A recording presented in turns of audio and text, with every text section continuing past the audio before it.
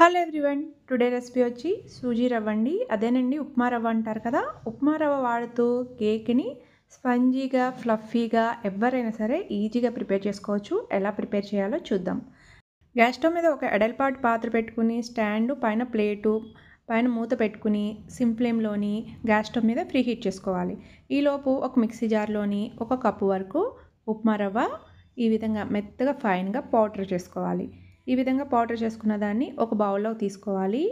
రవ్వ చూడండి ఈ విధంగా ఉంటే సరిపోతుందండి. దీనిపైన ఒక స్ట్రైనర్ పెట్టుకుని ఏ కప్తో అయితే రవ్వ తీసుకున్నామో అదే కప్లోని పావు కప్పు వరకు గోధుమ పిండి వేసుకోవాలి. మీరు దీని ప్లేస్లో మైదా పిండి అయినా కూడా వేసుకోవచ్చు. ఈ విధంగా స్ట్రైనర్ చేసుకుని ఈ స్ట్రైనర్ పక్కన పెట్టుకుని దీంట్లోనే ఒక టీ స్పూన్ వరకు baking powder, half teaspoon వరకు బేకింగ్ సోడా వేసుకుని ఇదంతా మిక్స్ చేసుకుని పక్కన పెట్టుకోవాలి.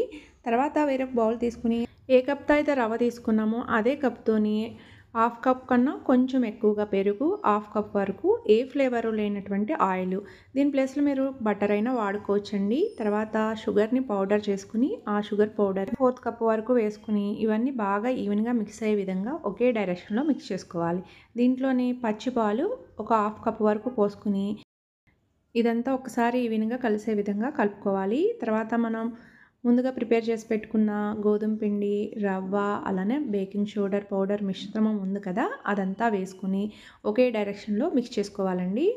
ఇలా ఈవెన్గా అంతా కలిసే విధంగా మిక్స్ చేసుకున్న తర్వాత మూత పెట్టుకుని ఒక 15 మినిట్స్ పాటు నానబెట్టుకోవాలి. 15 మినిట్స్ తర్వాత మూత ఓపెన్ చేసి చూద్దామండి.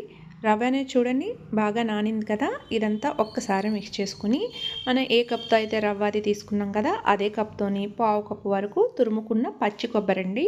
ఈ కొబ్బరిని కూడా ఒక్కసారి వేసుకుని ఇదంతా మిక్స్ చేసుకోవాలి. బ్యాటర్ అనేది కొంచెం తిక్కుగా ఉంది కదా, ఒక పావు కప్పు పాలు వేసుకుని ఒకే డైరెక్షన్లోని మిక్స్ చేసుకోవాలండి. కేక్ బ్యాటర్ అనేది ఈ విధంగా ఉండాలి. మనం ఒక టిన్నుకి డస్టింగ్ చేసుకోవాలి. లేదంటే కనుక బటర్ పేపర్ కూడా వేసుకుని మనం ప్రిపేర్ చేసుకున్న కేక్ బ్యాటర్ అంతా పోసుకుని 2 టైమ్స్ ట్యాప్ చేసుకుని మనం ముందుగా ఫ్రీ హీట్ చేసి పెట్టుకున్న బౌల్లోని ఈ బౌల్ని పెట్టుకుని మూత పెట్టుకుని 30 to 45 మినిట్స్ పాటు medium to SIM flame adjust చేసుకుంటూ కేక్ని బేక్ చేసుకోవాలండి. చూడండి ఎడ్జెస్ అనేది లూజ్ చేసుకుని పూర్తిగా చల్లారిన తర్వాత ఎడ్జెస్ లూజ్ చేసుకుని పైన ట్యాప్ చేసుకుంటే కేక్ అనేది ఈజీగా డిమోల్డ్ అయిపోయింది. రవ్వతో చేసినా కానీ చాలా స్పంజీగా టేస్టీగా ఉంటుంది. ఒక్కసారి ఈ విధంగా ట్రై చేయండి. చూడండి ఎంత ఫ్లఫీగా వచ్చిందో కేక్ అనేది. నేను చెప్పిన కొలతల ప్రకారం ఇంట్లోనే హెల్తీగా రవ్వ గోధుమ పిండి వాడుతూ టేస్టీగా ప్రిపేర్ చేసుకోవచ్చు. ఈ వీడియో నచ్చినట్లు లైక్ చేయండి, కొత్త వాళ్ళైతే సబ్స్క్రైబ్ చేయండి. ఎలా ఉందో కామెంట్.